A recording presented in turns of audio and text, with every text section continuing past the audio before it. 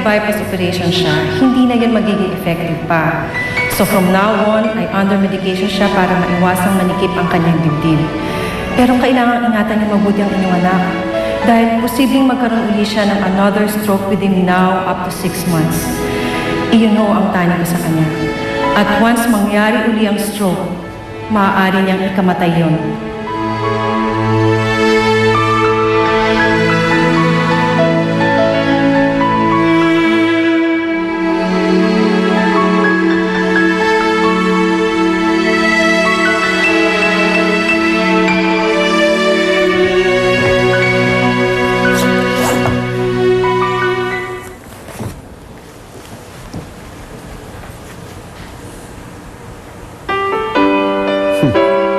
May itsura ka naman pala eh.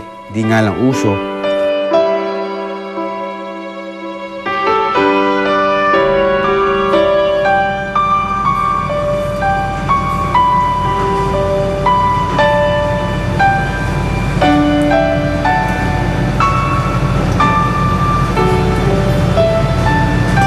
Nay.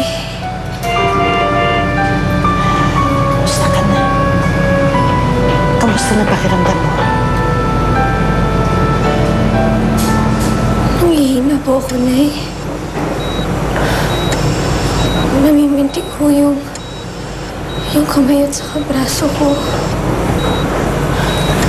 Akong bahala din. Wala ako kuryente, Nay.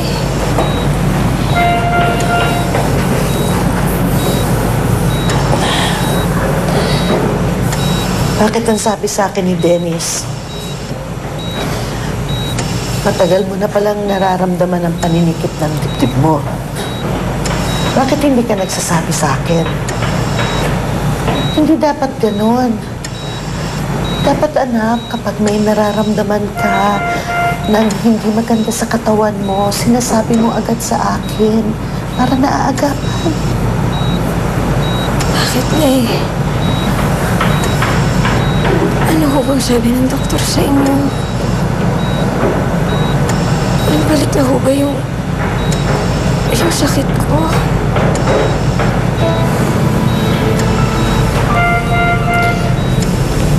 Oo. May sakit ka sa puso.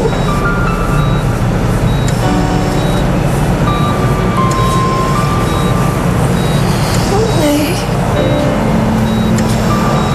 malala ba yung sakit ko sa puso?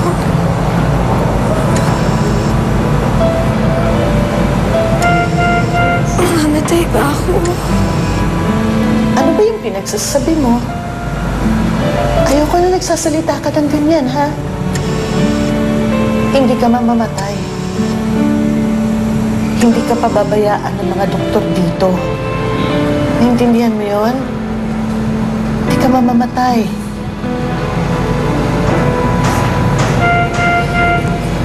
Mabuti naman, Hune.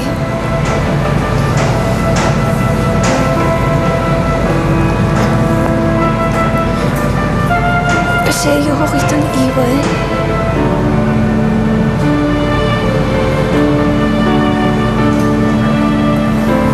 At saka,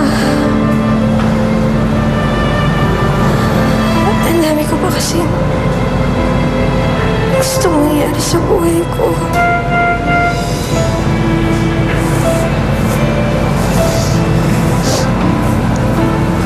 Gusto ko pang makapagtapos.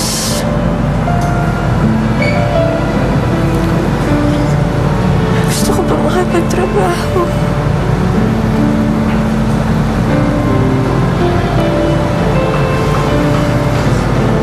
Saka,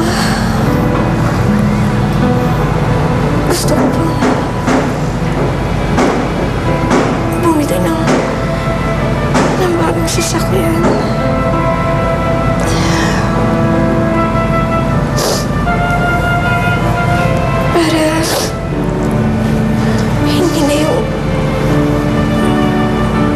Second hand yung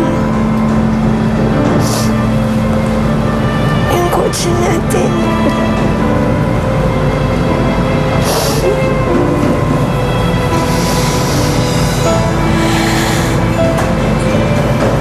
Gusto ko pa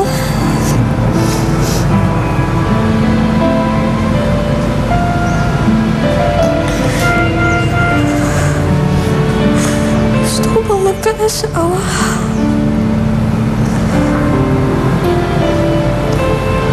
Gusto ko magkaanak.